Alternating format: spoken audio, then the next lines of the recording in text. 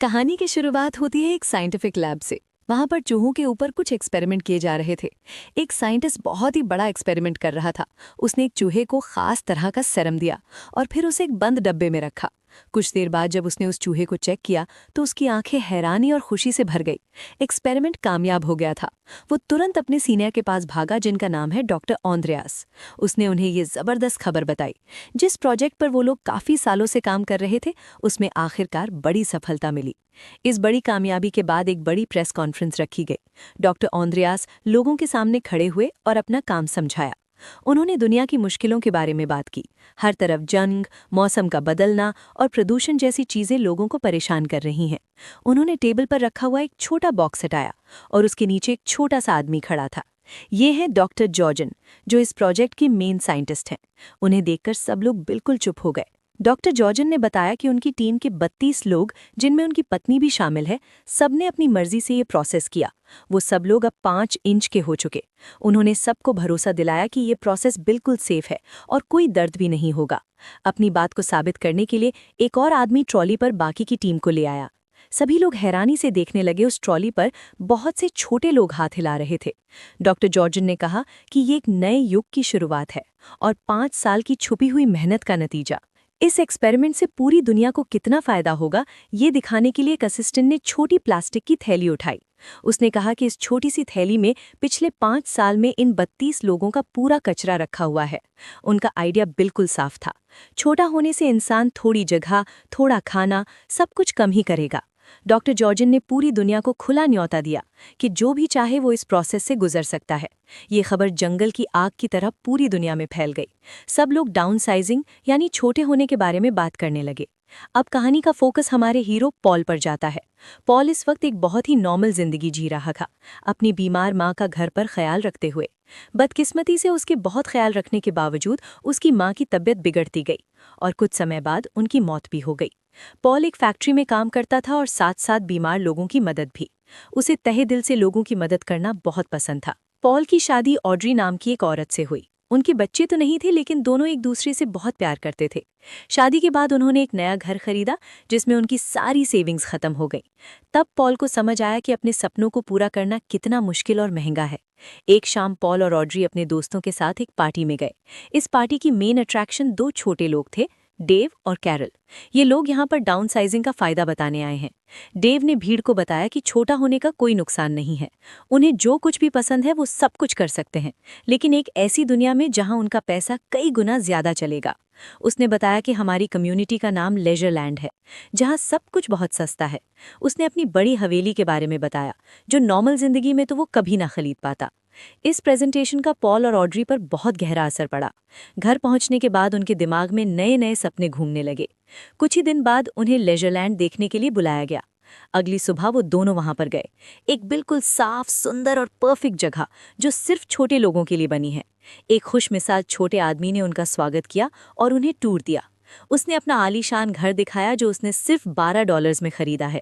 उसने सबको अपनी साइज में छोटी पत्नी से भी मिलवाया और दोनों ने अपनी खुशहाल जिंदगी की तस्वीर बूंदी। बिना पैसे की चिंता करे एक आरामदायक जिंदगी का वादा अब बहुत ही खूबसूरत लग रहा था। टूर देने वाला छोटा आदमी पॉल और ऑड्री को और ज्यादा समझाता गया। उसने बताया कि छोटा होने के बाद मेरी जिंदगी पूरी तरह से बदल गई। कोई भी अपने शरीर में ये बदलाव करवा सकता है और किसी तरह की कोई प्रॉब्लम नहीं आएगी। इसके बाद पॉल और ऑड्री डॉक्टर से मिले। डॉक्टर ने पैसों की सच्चाई बिल्कुल साफ शब्दों में बताई। उन्होंने कहा कि छोटा होने के बाद उनका बड़ा घर बेकार हो जाएगा। वो उसे बेच सकते हैं और उस पैसे से लेजरलैंड में बहुत ज्यादा अमीर हो जाएंगे। वो वहाँ सब कुछ इतना सस्ता है कि वो जितना चाहे खर्चा कर सकते हैं, फिर भी उनके पैसे कभी खत्म नहीं होंगे। आखिरकार दोनों ने मिलकर छोटे होने का फैसला ले लिया। पॉल अपनी नौकरी पर गया और अपने साथ काम करने वाले लोगों को बताया कि आज मेरा आखिरी दिन है। उसने कहा कि वो छोटा बनने जा रहा है और लेजरलैंड में अपनी जिंदगी की नई शुरुआत करेगा। उसके साथ ही उसके लिए खुश हुए और उसे आखिरी बार अलविदा कहा। पॉल और ऑड्री एक आखिरी बार अपने सभी दोस्तों से मिले, क्योंकि उन्हें पता था कि छोटा होने के बाद वो दोबारा कभी नहीं मिल पाएंगे। दोनों ने अपना घर बेच दिया, प्रोसेस के लिए अपनी शादी की अंगूठियां उतारी और अपनी पुरानी जिंदगी छोड़ने के लिए तैयार हो गई। अगली सुबह वो कई और उम्मीद भरे लोगों के साथ लेज़रलैंड की स्पेशल बस में चढ़ गए। वो बस उन्हें एक बहुत बड़ी फैक्ट्री में ले गई जहां पर इंसानों को बदलने का काम होता था। यहाँ उन्हें एक आखिरी मौका दिया गया अपना फैसला बदलने का। एक ऑफिसर ने पूछा कि क्या आपके मन में कोई भी डाउट है, कोई आपको मजबूर तो नहीं कर रहा? पॉल और ऑड्री दोनों ने पूरे भरोसे के साथ कहा कि वो अपनी मर्जी से ये सब कुछ कर रहे हैं। उन्हें बताया गया कि आदमी और औरतों का प्रोसेस अलग अलग जगहों पर होता है। दोनों आखिरी बार गले लगे और वादा किया कि दूसरी तरफ मिलेंगे। पॉल को उसके एरिया में ले जाया गया जहां बहुत सारे नंगे आदमी खड़े थे। उन्हें छोटा करने की तैयारी पूरे जोरों शोरों पर थी। उनके शरीर के सारे बाल पूरी तरह शेव कर दिए गए। जो दांत खराब या सड़ रहे थे उन्हें निकाल दिया गया। ये सब कुछ बेहोशी के दौरान हुआ तो उन्हें कोई फर्क नहीं पड़ा। बेहोश होने के बाद पॉल को एक बड़ी एडवांस मशीन में रखा गया। ये प्रोसेस लगभग 20 मिनट चला और जब सब खत्म हुआ तो पॉल बिल्कुल परफेक्ट तरीके से सिर्फ 5 इंच का हो गया। नए छोटे हुए लोगों को फिर एक रिकवरी एरिया में ले जाया गया जहां सब कुछ उनके नए साइज के हिसाब से बना हुआ था। अब उनके साथ छोटे हो चुके डॉक्टर्स मौजूद थे। उनके निकाले गए दांतों की जगह पर छोटे आर्टिफिशियल दांत भी लगाए गए। काफी लंबे समय के बाद पॉल को होश आया। वो इस वक्त एक छोटे से बेड पर लेटा हुआ था। एक नर्स जो खुद भी साइज में छोटी है उसने उसे संभाला और कहा कि तुम पूरी तरह ठीक हो, पूरा प्रोसेस सक्सेसफुल रहा। उसने पॉल को छोटे कपड़े दिए और एक बड़ा सा बिस्किट भी लाकर दिया जो पॉल के नए नजरिए से एक सोफे की गद्दी जैसा लग रहा था। लेकिन पॉल को अपनी चिंता नहीं थी। उसकी आंखें तो सिर्फ उसकी पत्नी ऑड्री को ढूंढ रही थी। उसी वक्त उसका फोन बजा। ये कॉल ऑड्री का था। उसकी आवाज में डर और पछतावा भरा पड़ा था। उसने जो कहा वो सुनकर पॉल पूरी तरह से टूट गया। दरअसल वो आखिरी प्रोसीजर के दौरान बहुत ज्यादा डर गई। जब उसने अपने बाल शेव होते हुए देखे तो वो सह नहीं पाई। उसने इस प्रोसेस से पीछे हटने का फैसला किया और फैसिलिटी छोड़कर चली गई। और वहीं पॉल ने पूरा प्रोसीजर करवा लिया। वो बस 5 इंच का था। इस छोटी दुनिया में वो बिना अपनी पत्नी के अकेला क्या करेगा? पॉल ने अपनी पत्नी से भीख मांगी, कहा कि प्लीज वापस आ जाओ, कोई दिक्कत नहीं है, मैंने तो पूरा प्रोसेस करवाया है, आसानी से सब कुछ हो जाएगा, बाल दोबारा उग जाएंगे। लेकिन ऑड्री ने पक्का फैसला कर लिया था। उसने साफ कहा कि उसे बहुत डर लग रहा है, वो वापस नहीं आएगी। आखिरी बार अलविदा कहते हुए उसने फोन काट दिया। पॉल बिल्कुल अकेला रह गया। वो हमेशा के लिए 5 इंच का हो गया था। उसका दिल पूरी तरह से टूट गया था। उसकी इस परफेक्ट नई जिंदगी का सपना शुरू होने से पहले ही बिखर गया। वो बहुत ज्यादा उदास रहने लगा। अपने बड़े और आलीशान बंगले में रहने के बावजूद वो बिल्कुल अकेला महसूस कर रहा था। जल्द ही उनकी शादी की अंगूठियां उसे भेजी गईं। उन्हें देखकर जो उसके साइज के हिसाब से बहुत ज्यादा बड़ी हैं, उसका दर्द और ज्यादा गहरा हो गया। एक पूरा साल गुजर गया। पॉल अकेला ही रहा। वैश की जिंदगी तो जी रहा था, लेकिन उसे बांटने के लिए उसके पास कोई नहीं था। कभी कभी वो अपने दोस्त डेव से मिलता है, जो उसे समझाता था कि यहाँ पर बहुत सारी औरतें हैं, कोई मिल जाएगी तुझे, इतना क्यों सोच रहा है। एक डेट के साथ था, लेकिन सब कुछ थोड़ा जबरदस्ती खाली सा लग रहा था। उसके ऊपर वाले फ्लोर का पड़ोसी दूसान, जिसे हल्ला मचाने और पार्टी करने का बहुत शौक है, अचानक अंदर घुस आया। उसने पॉल को अपनी बड़ी पार्टी का इनविटेशन दिया। पॉल के पास वैसे भी कुछ करने को था नहीं, तो उसने हाँ कह दिया। अगली रात पॉल डूसान की शानदार पार्टी में गया, एक बड़ा गुलाब गिफ्ट के रूप में लेकर। डूसान उसे देखकर बहुत खुश हुआ। उसने कहा कि खुलकर पी, बहुत लड़कियां आएंगी यहाँ पे, पटाले किसी और को, भूल जा अपनी बीवी को भाई। लेकिन पॉल किसी से कनेक्शन नहीं बना पाया। उसने रात भर शराब पी, जैज में डांस किया और आखिरकार बेहोश होकर गिर पड़ा। सुबह तक पार्टी खत्म हो चुकी थी। सिर्फ पॉल और डूसान फैले हुए सामान वाले फ्लैट में पड़े हुए। अगली सुबह सफाई करने वाली टीम आई। डूसान इतना अमीर है कि वो सारा काम बाकी लोगों से करवाता है। पॉल जब हैंगओवर और घूमते दिमाग के साथ उठा तो उसकी नज़र एक सफाई करने वाली औरत पर पड़ी। उसने उसे पहचान लिया। वो तो सारा है, वियतनाम की एक बहुत मशहूर एक्टिविस्ट, जैसे पॉल ने 1 साल पहले न्यूज़ में देखा था। उस रिपोर्ट में दिखाया गया कि वियतनाम में छोटे लोगों की पूरी बस्ती बर्बाद हो गई थी और वो अकेली बची थी वहां से। उस घटना में उसकी एक टांग चली गई और अब वो एक नकली टांग का इस्तेमाल करती थी। पॉल उसके पास गया। उसे देखकर बहुत हैरानी हुई कि इस तरह का काम एक मशहूर औरत क्यों कर रही है। उसने कहा कि मैं तुम्हारी कहानी जानता हूँ, और कहने लगा कि तुम तो पहले एक जर्नलिस्ट थी, ये सफाई का काम क्यों कर रही हो। सारा ने सीधे तौर पर कहा कि मुझे जिंदा रहना है और ये नकली थोड़े पैसे देती है जिंदगी काटने के लिए। पॉल ने देखा कि वो डूसान के फ्लैट से कुछ दवाइयाँ इकट्ठा कर रही है। पॉल ने उसे रोका, कहा कि ये दवाइयाँ लेना ठीक नहीं होगा। उसने बताया कि ये एक बीमार दोस्त के लिए है। डूसान दरअसल सफाई वालों को खुली छूट देता है कि जिससे जो चीज़ काम की लगे वो ले सकता है। पॉल भी अपनी पिछली जिंदगी में बीमार लोगों की मदद करता था। उसने ध्यान दिया कि सारा की नकली टांग गलत तरीके से लगी है और उसे चलते हुए दर्द हो रहा होगा। उसने कहा कि मैं ठीक कर सकता हूँ तुम्हारी टांग को। सारा उसकी इस बात से बहुत खुश हुई। उसने पॉल से कहा कि तुम एक अच्छे आदमी हो और साथ ही तुम्हें मेडिकल नॉलेज भी है, तो क्या तुम मेरी बीमार दोस्त को देखने चलोगे? उसकी मजबूरी देखते हुए और अपनी जिंदगी को कोई मतलब देने के लिए पॉल ने हाँ कह दिया। वो अपनी लग्जरी वाली जिंदगी छोड़कर सारा के साथ बस में चढ़ गया और लेजरलैंड के उस हिस्से की तरफ गया जिसके बारे में उसे कभी पता नहीं था। उनकी बस उन्हें लेजरलैंड के एक छुपे हुए हिस्से में ले गई। रास्ते में उन्होंने एक बहुत बड़ी दीवार क्रॉस की। उस दीवार की दूसरी तरफ पॉल ने गरीब बस्ती देखी। यहाँ पर उनकी तरह बड़े बड़े घर नहीं थे, बल्कि पुराने शिपिंग कंटेनर्स के अंदर बनी हुई एक झुग्गी जैसी कॉलोनी थी, जहाँ सारा जैसे गरीब लोग रहते हैं। वो उसे अपने छोटे से घर में ले गई जो एक कंटेनर के अंदर बना था। अंदर एक औरत बेड पर लेटी हुई दिखी जो बहुत ज़्यादा बीमार है। सारा ने बताया कि यही उसकी दोस्त है और पॉल से कहा कि डॉक्टर साहब इसका इलाज करो। पॉल ने कहा कि मैं कोई असली डॉक्टर नहीं हूँ, लेकिन सारा ने जिद की कि मुझसे तो ज़्यादा ही पता है तुम्हें। पॉल ने सलाह दी कि डूसान के घर से लाई हुई कुछ दवाइयाँ दी जा सकती हैं। उसने थोड़ा सोच समझकर मेडिसिन्स दे दी।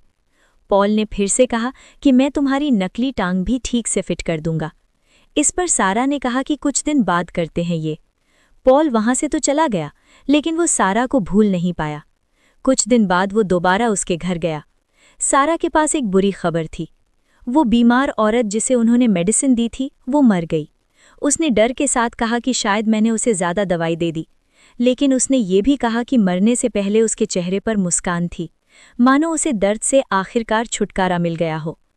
पॉल ने फिर उसकी नकली टांग ठीक करनी शुरू की। जब वो ढीले स्क्रूज को टाइट कर रहा था तो सारा ने अपनी कहानी बतानी शुरू की।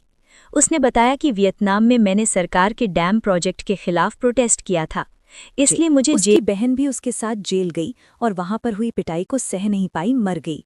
इस सब के दौरान ही एक दुर्घटना में उसकी टांग चली गई। पॉल अपना काम कर ही रहा था कि अचानक से नकली टांग टूट गई। सारा बहुत गुस्सा हो गई कि जैसी चल रही थी वैसी भी नहीं छोड़ी तूने तो। लेकिन पॉल ने हार नहीं मानी। उसने सारा को कंधों पर उठाया और अपनी गलती सुधारने के लिए कहा कि सफाई का काम मैं करूंगा जब तक तुम्हारी टांग ठीक नहीं कर देता। अब वो लेजरलैंड के अमीर लोगों के घर की सफाई करने लगा। ये काम उसके पिछले कामों से बहुत नीचा काम था, लेकिन पॉल को इस बात से कोई प्रॉब्लम नहीं थी। उसे दूसरों की मदद करते हुए फिर से अपनी जिंदगी का कोई मतलब मिल गया था। वो कई दिनों तक उसके साथ रहा। इस दौरान उसने सारा का एक और रूप देखा। उसने देखा कि कैसे वो अपनी गरीबी के बावजूद दूसरे बूढ़े और बीमार लोगों की मदद करती है, उन्हें खाना और बाकी सामान देती है। उसकी ये दया और अच्छाई पॉल के दिल की गहराइयों को छू गई। एक दिन जब दोनों मिलकर दुसान का फ्लैट साफ कर रहे थे, दुसान ने पॉल को देखा और हंस दिया। उसने मजाक किया कि पहले यहाँ हवेली के मालिक थे और अब साफ सफाई वाले। पॉल ने सिर्फ इतना कहा कि लंबी कहानी है, फिर कभी सुनाऊंगा। दुसान भी समझ गया था कि जो भी है मेरा दोस्त खुश तो लग रहा है। दुसान इस वक्त एक दूसरे आदमी के साथ नॉर्वे जाने के एक सीक्रेट और बहुत ज़्यादा पैसे मिलने वाले मिशन के बारे में बात कर रहा था। दुसान ने पॉल को भी साथ चलने को कहा। जब सारा ने ये सुना तो उसने तुरंत कहा कि अगर पॉल जा रहा है तो मैं भी जाऊंगी। पॉल ने कहा कि ये खतरनाक हो सकता है, लेकिन सारा ने अपना फैसला नहीं बदला। उसने कहा कि नॉर्वे जाना उसका पुराना सपना है। आखिरकार पॉल, सारा, दुसान और उसका साथी एक खास बोट में चढ़े और समुद्र के लंबे सफ़र पर निकल गए। इस सफ़र के दौरान पॉल की मुलाकात पॉल को एक भयानक सच बताया। उन्होंने कहा कि पिघलते ग्लेशियर्स के अंदर से बहुत ज़्यादा मीथेन गैस निकल रही है और अगर ऐसा ही चलता रहा तो पूरी दुनिया खत्म हो जाएगी। इसे रोकने के लिए ही मैं इंसानों को छोटा करना चाहता था। अगर ये ग्लेशियर ना पिघलें तो हमारा काम बन जाता, लेकिन सभी लोग छोटे होने के लिए तैयार नहीं हैं और इस स्पीड से इसे रोकने का कोई तरीका नहीं बचा है। तो ये समझ लो कि दुनिया खत्म होने से पहले ये आखिरी पार्टी की तरह है। पॉल के लिए सब कुछ समझना बहुत मुश्किल हो रहा था। उसने सारा से बात की और वो भी इस बात को पचा नहीं पा रही थी कि क्या दुनिया सच में खत्म हो जाएगी। उस रात ये भारी सच और उनके बीच बढ़ती हुई नज़दीकियां दोनों को पास ले आए। पॉल और सारा एक दूसरे के करीब आए। पॉल ने सारा को चूम लिया और दोनों ने रात साथ बिताई। एक लंबे सफर के बाद उनका ग्रुप नॉर्वे पहुंच गया। वहां उन्हें एक छोटे से लोगों की प्यारी सी कम्युनिटी मिली जो नेचर के साथ बिल्कुल शांति से रह रही थी। लेज़रलैंड की तरह दीवारें और अलग-अलग रहने का सिस्टम यहाँ पर नहीं है। वहाँ के लोग डॉक्टर जॉर्जिन और उनकी पत्नी को देखकर बहुत खुश हुए। कम्युनिटी की एक औरत पॉल को घुमाने ले गई। वो उसे एक बड़े पहाड़ के अंदर बनी एक बहुत बड़ी टनल के पास ले गई। उसने बताया कि यही उनकी जिंदा रहने की आखिरी उम्मीद है। पहाड़ के लगभग 2 किलोमीटर नीचे एक बहुत बड़ा अंडरग्राउंड बंकर बना हुआ है। अंदर एक ऐसी जगह बनाई गई है जहां खाने और पानी की कभी कमी नहीं पड़ेगी। कुछ चुने हुए लोग 8000 साल तक जमीन के नीचे रहेंगे, जब तक ऊपर की दुनिया दोबारा से रहने लायक नहीं बन जाती। उन्होंने खाना, पानी और ज़रूरी चीज़ों का पूरा सामान स्टॉक कर रखा था। इंसानी प्रजाति को वो ख़त्म नहीं होने देंगे। ये सब सुनकर पॉल के अंदर एक नया जज्बा आ गया। उसे लगा कि अगर वो अंदर गया तो उसकी ज़िंदगी किसी काम में आएगी। उसने खुशी खुशी सारा को बताया कि मैंने बंकर में जाने का फैसला कर लिया है। उसे लग रहा था कि वो इंसानों को बचाने में अपना योगदान दे पाएगा, लेकिन सारा का दिल टूट गया। वो गुस्से में आ गई। उसने पॉल से पूछा कि हमारे बीच जो कुछ भी हुआ उसके बाद तुम मुझे कैसे छोड़ सकते हो। उसने पूछा कि क्या तुम बस टाइम पास कर रहे थे मेरे साथ, सच में प्यार नहीं करते मुझसे। इस बात का पॉल ने कोई सीधा जवाब नहीं दिया। पॉल अपनी बात पर अड़ा रहा कि मुझे अंदर जाना ही है, यही रास्ता है मेरा। पॉल की इन बातों ने सारा को तोड़ दिया। वो रो पड़ी। पॉल ने दूसान को भी अपना फैसला बताया। दूसान ने कहा कि तू ऊपर रहकर भी तो लोगों की मदद कर सकता है। लेकिन पॉल ने अपना मन बना लिया था। जब बंकर में जाने का वक्त हुआ तो सभी लोग एक साथ सूरज को ढलते हुए देखने लगे। वो जानते थे कि अपनी जिंदगी में दोबारा कभी सूरज नहीं देख पाएंगे। पॉल ने सबको अलविदा कहा। उसकी और सारा की आंखें मिलीं। सारा बिना कुछ बोले उसे रुकने के लिए कह रही थी, लेकिन पॉल ने पीछे नहीं देखा और अंधेरी टनल के अंदर चला गया। लोगों ने लगभग 2 किलोमीटर लंबा ये रास्ता तय करना शुरू किया। अंदर अंधेरा था और उन्हें पूरी रात चलना होगा। पॉल लाइन के बिल्कुल लास्ट में चल रहा था। हर एक बढ़ते कदम के साथ पॉल का मन कमज़ोर होता गया। उसने सारा, दूसान और उन सभी रिश्तों के बारे में सोचा जो उसने बनाए थे। वो समझ गया था कि सिर्फ जिंदा रहना जिंदगी नहीं होती।